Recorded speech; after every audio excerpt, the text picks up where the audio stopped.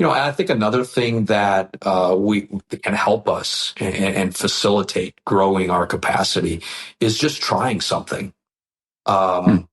I think too often, and again, my opinion here, I think too often we can get in a routine of the same type of output because it's comfortable, it's systematic, it's predictable, but it might not, what works today in the church I lead may not work. And I'm not talking about doctrine and all that, but I'm talking about methods, ideas.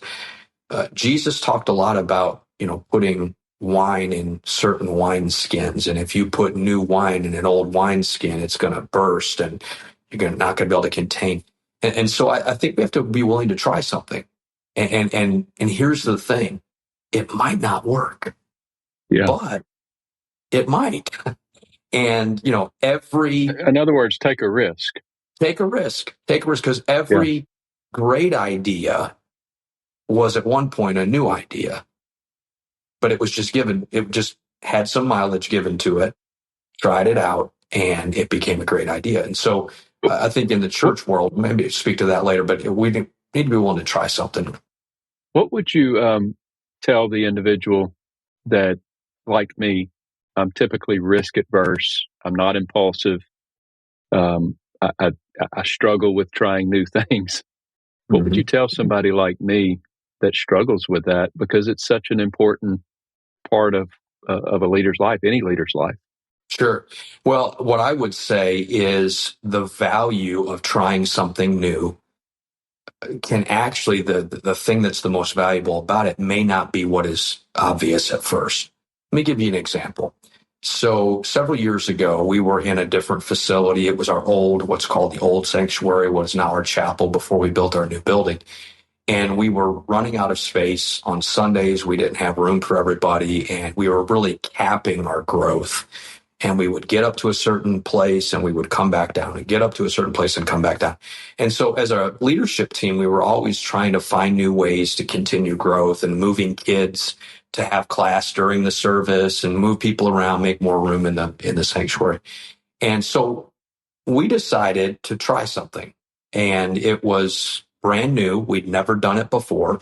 And it was simply to set up a live stream feed in one of the classrooms in the other part of our building and ask for about 20 to 25 people every Sunday on kind of a rotating basis. So the same people weren't in there every Sunday, to come and be in the overflow room and be a part of service on the live stream, so that would open up 20 to 25 other seats in the sanctuary. Again, give us a little bit more room for people to come into the main sanctuary.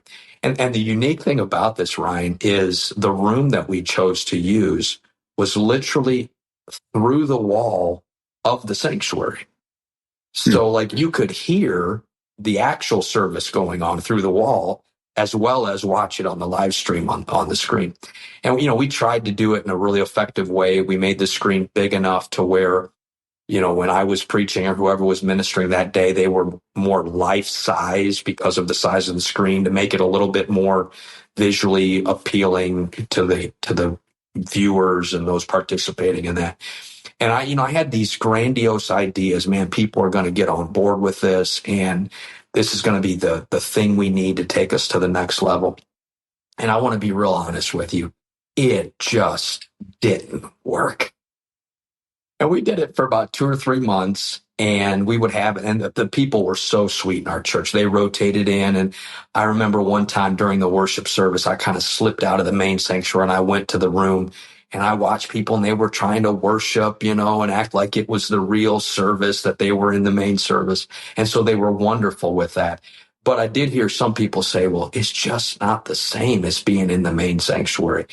So on the surface, and here's the point I'm getting at, on the surface, trying something did not produce the actual result that I was hoping. And so we didn't continue it. We stopped it after 2 or 3 months.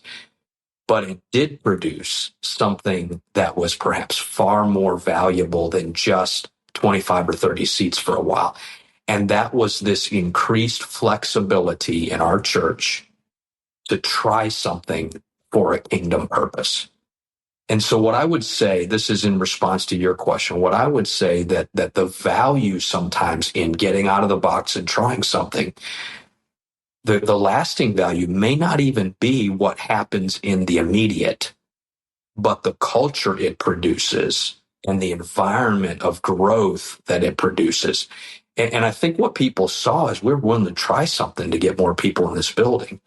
And Yeah. so that's one of the benefits of try. It's risky, yes, because it may not work, but it can produce some other good things. And if I might even just add to that a little bit in regards to people like me that may be risk adverse, I know that I have to try new things, hard things, risky things, and that's not in my nature. So many times I will gather somebody around me that is a little bit risky, is a little bit impulsive, to help join in with me on that initiative or idea or whatever, to sort of give me the motivation to move past that risk side of me.